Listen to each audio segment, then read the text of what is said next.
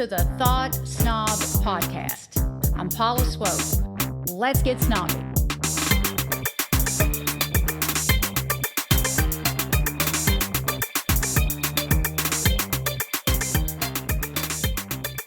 All right, so we're going to talk about manifestation, and there are a few things that I want to share with you today, and it's common sense stuff. It's common sense stuff.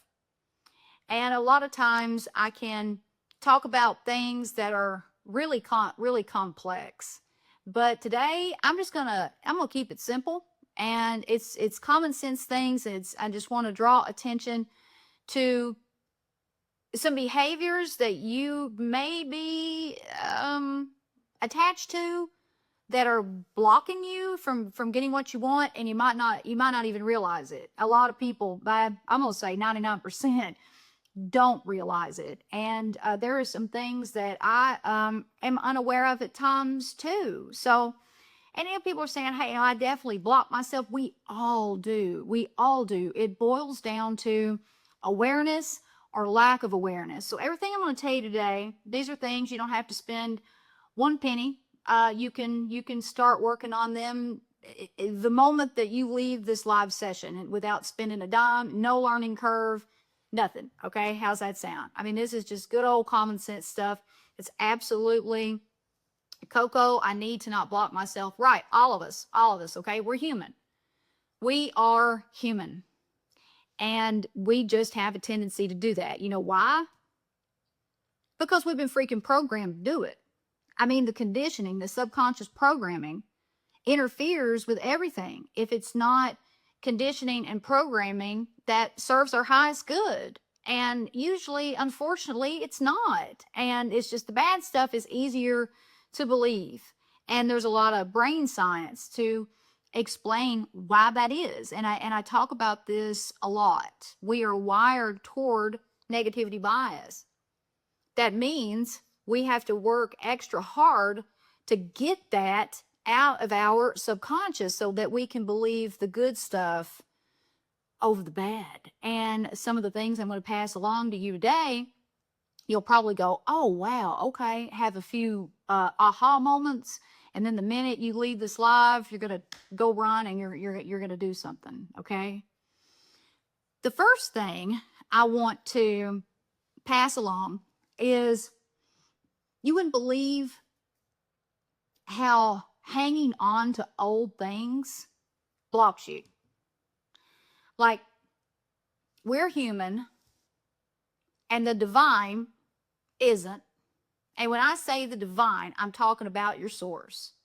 I'm just using one word to put it all together. I'm talking Jesus Christ, God, the universe, your angels, your spirit guides, your whole spiritual board of directors. You know, that's what I refer to them as a whole lot. It's that divine energy that we all have access to anytime we want to access it. That's a whole thing, just to make sure I'm clear when I say the divine. The divine does not communicate the way that human beings do. So we have to get creative and create in a more intelligent way that isn't always audible, okay? Hanging on to old things that represent old versions of us is a huge blocker. Because if we are, and this includes people, if you're hanging on to old clothes, people, anything from the past that doesn't represent you anymore, you are communicating the wrong message to the divine. If you don't want those things anymore, if they don't resemble a new version of you, then you're sending mixed signals to the divine, okay? You want to make sure that the space you live in represents who you are. You want to make sure you have the most recent picture, a picture of yourself that you love, on your vision boards. You do not want to have outdated shit on your vision boards. Even though you still may want the stuff that's on the old board, you want to update it with the new version of you, the version who you are now. Like, who I am today, totally different version 3 years ago. Totally different. Totally. Even a year ago, I'm a different person now than I was a year ago. And it's a better version. So I don't need to be hanging on to stuff that represents who I was 3 years ago. Okay? And one of the best things that you can do if you feel blocked is to get rid of that stuff and declutter. Just get any clutter out of your space that you can. Throw it away, give it away. Because when you give something away, I mean, that's an act of generosity, and somebody's going to benefit from that. Even though it doesn't serve you anymore, it doesn't represent you anymore, it might help somebody else. Rachel, spring cleaning is coming. That's exactly right. We're going into Aries season, Taurus season. Time to clear it all out. It does wonders for your manifestation game. It does wonders. And if you are decluttering, or you run across some clothes or shoes or pictures or anything, a piece of art, anything, and you're teeter-tottering about what to do with it, keep it, throw it away, whatever, then think about this. Ask yourself, well, does this represent who I am now, or does this represent the life I want to create? If the answer is no, get rid of it. If the answer is yes, then find a way to put it to good use, okay? Anybody have anything to say about that? Any questions? Dealing with a toxic mother-in-law. Whew. Tell me a little bit more about that. Do you have to be around her a lot? What's the deal? Is rude to her grandchildren and myself. Well, the only thing you could do, and this is, I don't know nothing clearly about your situation. I don't know you. Keep in mind, okay, that usually people who are rude, and this isn't an excuse, it's an explanation, okay? If you can look at her, that rudeness is coming from something that's buried so deep in her that she hasn't processed, that she's been repressing or something. And the rudeness has nothing to do with you. And it's your power lies in how you react. If you stop reacting, then she can't get what she wants out of you. You got to keep in mind, you're very rarely going to change anybody. No need in trying to control what's out of your control. Work on what you can control. And the only thing you can control is you. And your reaction could make or break the situation. If you stop giving her what she wants, see what happens. And don't give her an opportunity to be rude. If she's rude, just don't pay any attention to it. Or you can stop her dead in her tracks and look at her and say, do you feel better? Do you feel better now, like having insulted me? And just stare at her. And when you react that way, it throws the other person for a loop. And and I'm telling you, it's mindful awareness, and it's emotional intelligence. And I wrote a whole freaking book about how to deal with people like that grandma. Thought Snob, the Modern Spiritual Playbook for a Better Life. It is one big playbook that teaches you how to be mindfully aware, emotionally intelligent, and live in faith. And when I say live in faith, I'm talking about use your God-given free will as a luxury. Don't take it for granted. And you can make a choice in any moment to create good health, create sickness, create peace, create hostility. You can make that choice. This book teaches you how to do that. It's common sense. This whole book is common sense, okay? Kelly says, oh my God, I'm rereading Thought Snob. If you haven't got a copy, I would be honored for you to read it. It's available on Amazon and Audible, paperback, Kindle, and audiobook. Okay, check it out. It's my first book, and it's a self-empowerment book. It debuted last August. I'm very proud of it. I put my heart and soul in it and went through hell and high water to get the damn thing published. And I believe in it so much. Everything in this book I use to change my life. It's not woo-woo. Everything I say in here is backed by science, okay? All right. So the next thing, I talked about not hanging on to old things, talked about decluttering. And I want to say one more thing about decluttering. Oh, there's my Aunt Dolores. What about that? Welcome, Dolores. So, and I would just want to say one thing about decluttering, because I always want to back up what I say with research. You know, I'm not just here. I can speak on synchronicity. Sure. Hang on just one second, Kira. Okay. Let me make a note of that so I don't forget. I get sidetracked, get off on tangents and stuff. So when you are in a space with a bunch of clutter, it's too much for your brain. Your brain gets overstimulated. It's too much, and the brain can't process all that, and it causes people to be discombobulated. When you're trying to, well, I shouldn't use the word trying. When you feel blocked with your manifestations, it could be because you don't have clarity. You really need to be, your mind needs to be clear. You need to be able to think with clarity. You need to be able to focus. And if you're in a space that's cluttered and causing you to be frustrated and confused, you're not going to be able to attract what you want. That's just all there is to it. So yeah, wishing fantastic day. Decluttering is a must. I mean, it just really is, because when you boil right down to it, if you aren't attracting the life that you want, okay, how do you feel? Because it all goes back to how you feel. If you don't feel well, then you're not going to be able to attract the good stuff. It's how you feel consistently, okay? So think about how you feel. Take inventory of how you feel day to day. I'm talking day to day. All of us have a bad day here and there. All of us maybe are, sick, here and there. Got the blues here and there. Women, hormones can cause your mood to go back and forth.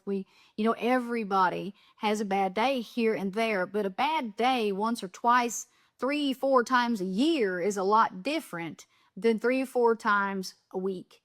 And if you're having bad days more than good days, then you're in a danger zone for manifesting what you don't want. And I just want you to really understand that. Nobody's against you. You're not unlucky. It's subconscious interference that's causing you to have those bad days. Because whatever you believe about yourself and however you feel, most of the time, that's what you are creating in your life. And that's people, places, things, and experiences. For instance, if you take a vacation and everything goes wrong, something's going on. Something is going on. Something's off balance. Your energy is attached to what you don't want. Nobody wants to go on vacation and encounter one challenge after another. And that's just an example. It's just a hypothetical example that may or may not apply to you. It's a metaphor for everyday life. If I used to, I couldn't even go to the grocery store back in the day without something ridiculous happening. It's the truth. Everything I did, it was something stupid happened. And I blamed everybody else. And I thought that everybody else was causing all of that bad luck. No, it was me. I've owned every stinking ounce of it. Every ounce of it. Manifesting ignores statistics and puts the failure on the individual and not the system. Manifestation absolutely ignores the statistics. You are correct. Because it's our power. It's us. It's us. We can consciously create whatever we want.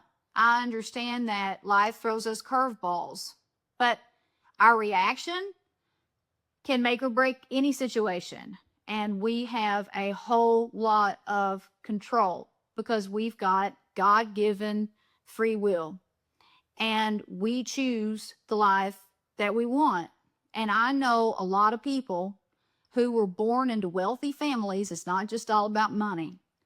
I know a lot of people who were born with every privilege there is, okay, and made a total train wreck of their lives. I also know people who were born into poverty with at every disadvantage in the world, and they overcome that. They beat it and made a wonderful life for themselves. If you people watch and you see the differences in people's lifestyles, that means a whole lot more when it comes to manifestation than it does the statistics. Okay? Rachel, that's how my life feels. Sometimes it's comical. Wait until you read my book. Wait until you read my book. It was ridiculous. My life was comical. It was a soap opera. It was an absolute soap opera. And I talked about it all the time, which was another blocker, by the way. I made a joke of my life to people. And the collective is powerful because what people believe about you, that means something. I had 50 to 100 people believing that I was a complete loser. That I used to say I had been put on this earth to be tormented. That was what I said. That's what I would say when my Calvin Klein's was holding down that bar stool at some den of iniquity in the pits of hell. Okay? That's what I would say. And I'd say I've been put on this earth to be tormented, and I would entertain everybody with my stories. And those stories, unfortunately, were true. And my dating life was a reality TV show. And at that time, I blamed all of those men for treating me poorly, but I was there for it, man. I mean, I was there for it. You know, if there was a narcissistic a-hole within a 50-foot radius, I mean, I was just run, straight for them and beg them to love me, just beg them to love me, and just wondered why in the world I was treated so bad. And then Wayne Dyer came into my life when I was in my late 20s and helped me to see the light. All right, the next thing, and feel free to chime in with any questions, and I'll answer them. And if I don't stop and read your question, that just means I haven't seen it. So ask it again. I'm not real savvy with all the options here in TikTok Live. I should be better at it than what I am. But I do good to just make it here once a week with everything that I've got going on all the time. So, all right, I want to talk to you about the 4 soul questions. Have any of you heard about the 4 soul questions? I'm saying SOUL. Anybody familiar with the 4 soul questions? No. Rachel says no. Okay. I'm going to introduce you. Well, Kelly, of course, Kelly knows because she's been following me for a while. All right. I hadn't heard about the 4 soul questions either, okay? And I learned about these when I was a student of Deepak Chopra's at the Chopra Center. These 4 soul questions are 4 questions that you need to ask yourself every single day. And I use them twice a day because I meditate once in the morning, once in the evening. And I just silently repeat these questions to myself every single day, twice a day. You can use them that way. You can use them another way. But these 4 questions, if you guys are familiar with the Maharishi is the inventor of transcendental meditation. And I'm also trained in transcendental meditation and used it for a really long time, and then switched to primordial sound meditation when I started studying under Deepak, because that's the meditation that he brought from ancient India and packaged it so that the Western world could easily access it. And I just happened to get better results from primordial sound meditation. So I switched from TM to that, just so you know where I stand there. TM is a phenomenal meditation that served me great for years. The Maharishi said that you could manifest anything you want just by asking yourself the 4 soul questions daily. Okay? Deepak Chopra says the same thing. And I agree with both of those geniuses. So the 4 soul questions are: who am I? What do I want? What is my purpose? And what am I grateful for? Those are the 4 questions. And when you ask yourself those questions, it's not like you're going to get just an audible answer like right away. But the answers do come in ways that you may not anticipate. It can be your intuition.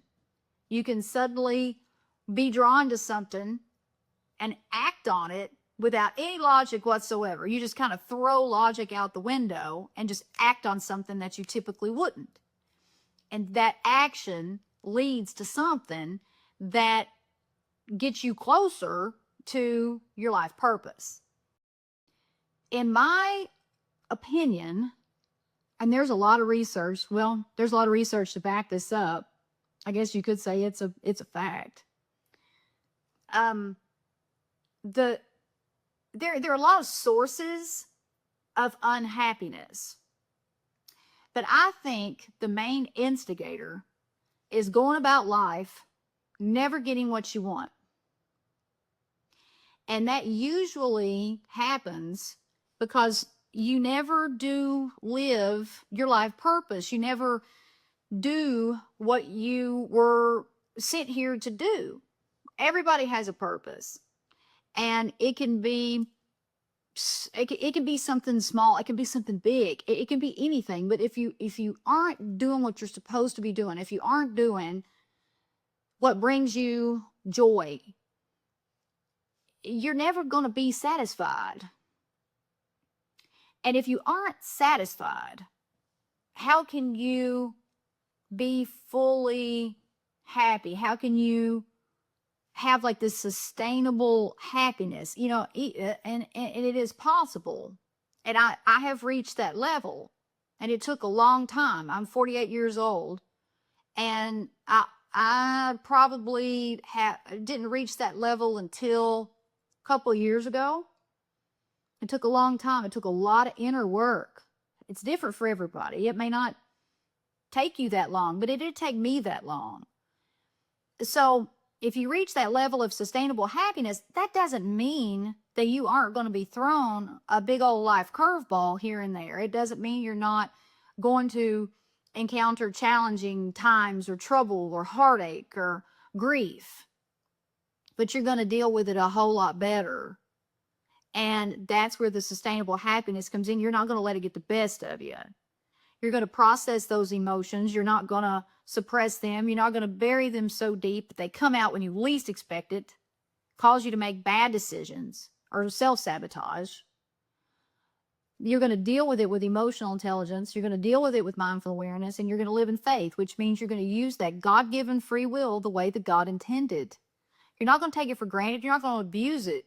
You're going to make decisions that serve you well. You're going to give yourself what you want. I don't understand why. Well, I do understand. I don't know why I'm saying that. I absolutely understand where people pleasing comes from. But if you really think about it, why would you ever give somebody else what they needed and deny yourself what you need? Why would anybody do that? It's how we're raised. It's the subconscious programming. And those are the interferences that block us from our manifestations. Okay? Okay. Somebody wanted me to talk about synchronicity. And I don't know if you're still in the room. I hope you are. I'll spend my last few minutes here talking about synchronicity. Synchronicity is tangible evidence from the universe. Embrace it. Oh, you're still here. Good. Embrace it. I mentioned earlier, the divine, your source, doesn't communicate with you the way that human beings do. Synchronicity is one way that your source communicates with you. And synchronicity, when it's real, it knocks you off your feet.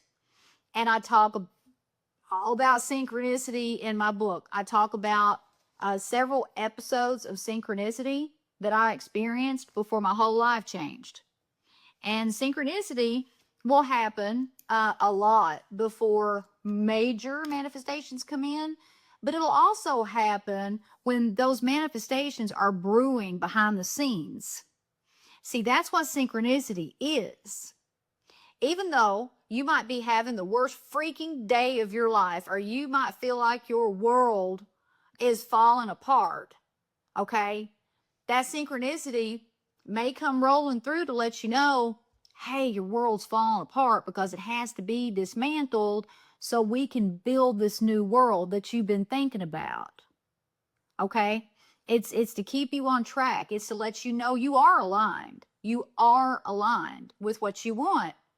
Keep moving forward. Don't backtrack. Keep moving forward. And that manifestation will show up. Rachel, yes, sometimes things have to fall apart so better things can come together. Exactly. I describe it a lot as an old bridge.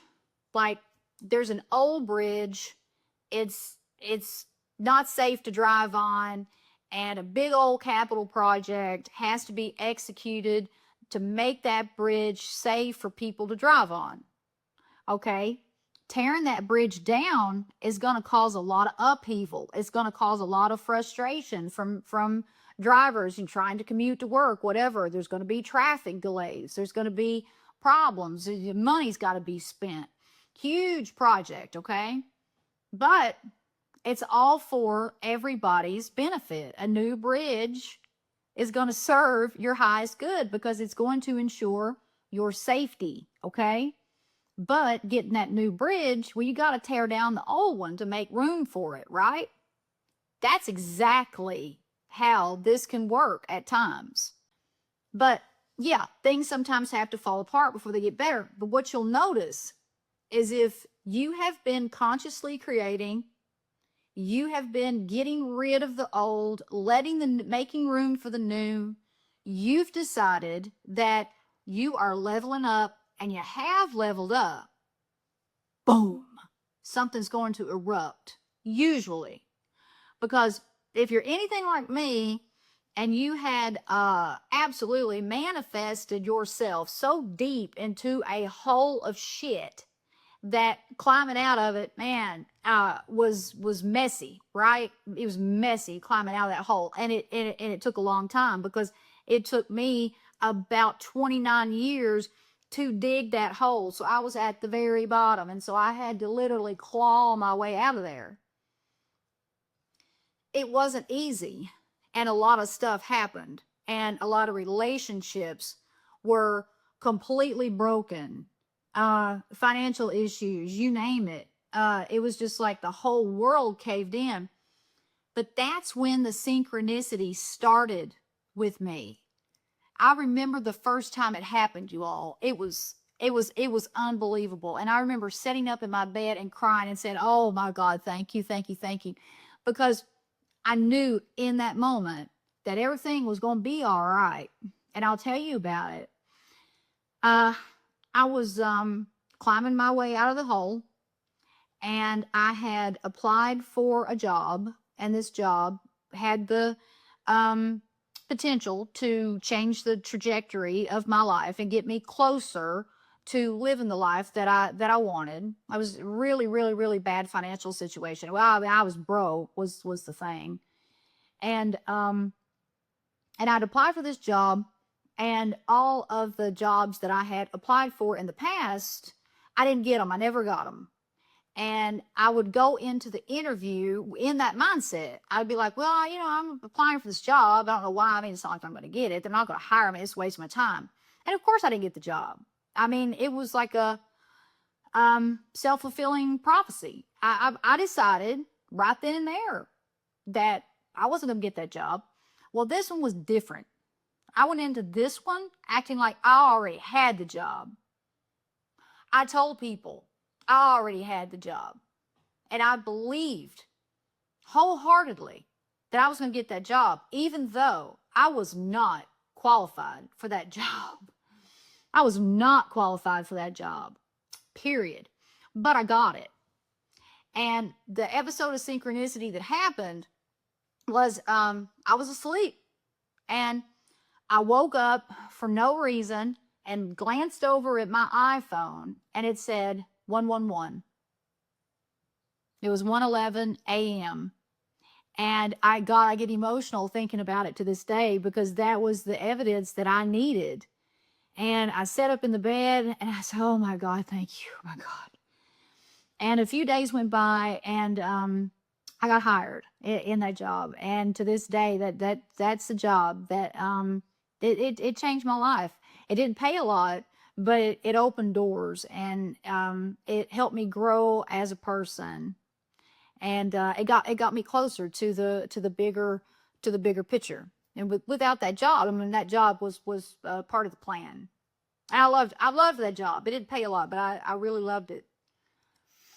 So I hope that answers your questions about synchronicity. It can come in a lot of different shapes and sizes.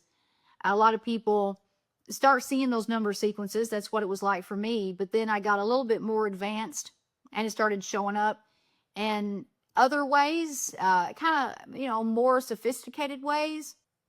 But the more that you get advanced, then the more sophisticated the synchronicity will get. And the number sequences all have different meanings. A lot of people get wrapped up in those meanings of what they mean. Just know if you're experiencing synchronicity, it's a good thing. It's a good thing. And you will figure out in time why you're seeing it and what it means. And I'll give you an example of a really sophisticated episode of synchronicity that I had before a major miracle appeared. Was driving down the road and thought about a song that, I hadn't heard, and God knows when. It's a song that I would never think about in a million years. It was Lubbock, Texas, in my rearview mirror, I think by Mac Davis. That just popped into my head, and I turned the radio on in the car, which is something I never did, still don't do to this day. Turned on the radio, freaking song was playing. It knocked me off my feet. I almost had to pull the car over on the side of the road. And a week later, I met Will, the man that I ended up marrying, and we're still married to this day. So pay attention to that synchronicity. Embrace it. Believe it. Count on it. It's guiding you, okay? Okay, everybody. Thank you so much for joining me today. And I'll be back next Wednesday. And if there's a certain topic that you want me to talk about, then email me or send me a DM on here, and I'll talk about it. I'm always looking for topics, and I love hearing from you all. So I'll see you soon. Thank you so much. Enjoy the rest of your day. Make it a great one.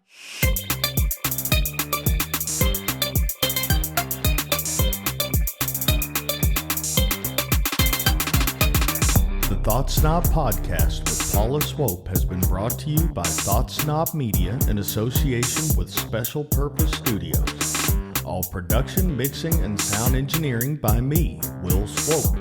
We hope you've enjoyed this podcast. Please take a few seconds to give us 5 stars and leave a review. See you on the next Thought Snob Podcast with Paula Swope.